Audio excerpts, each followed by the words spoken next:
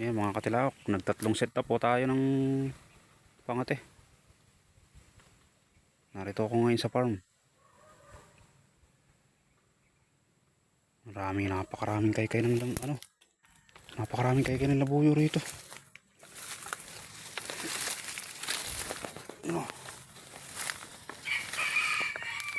Yan, nakaset up po ang ating pangate. Napakarami ng kaykay ba. Yan o. Pakita ko po sa inyo. Ayan, mga pinagkaykayan yan.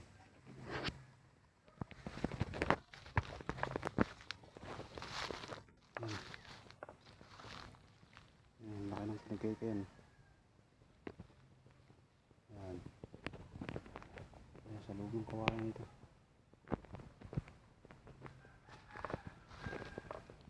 Napakarami.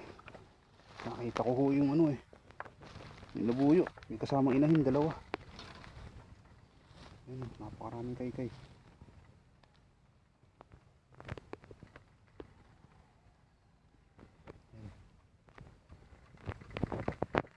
Napakahirap po lamang pasalpokin ng labuyong may kasamang babae.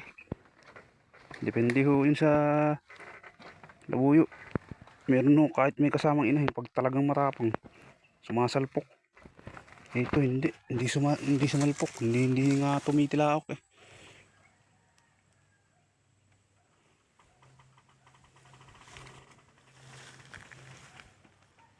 Kung hindi po natin mahuhuli ito sa kate, lalagyan na lang natin ng silo. Napakaraming kaykay ba.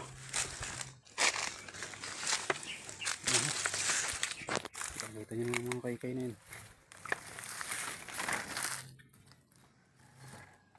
Pinuntahan ko po ito ng isang linggo.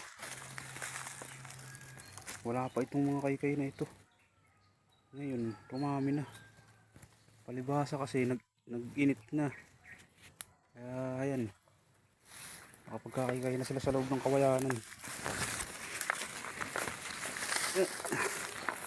Ay siguro yung uuwi na. Siluan ko na lang ito.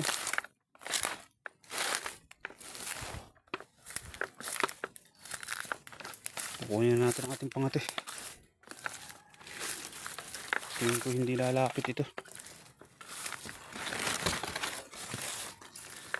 Tikboy yung labuyo.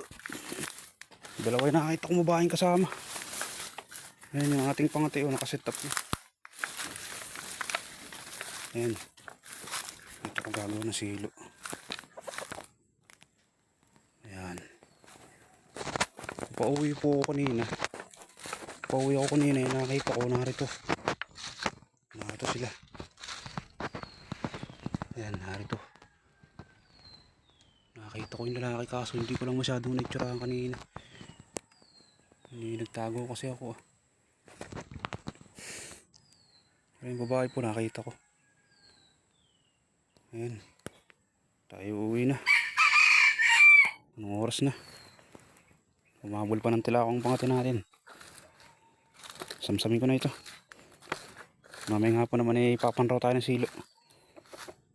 Okay, hanggang rito na lang. Thank you.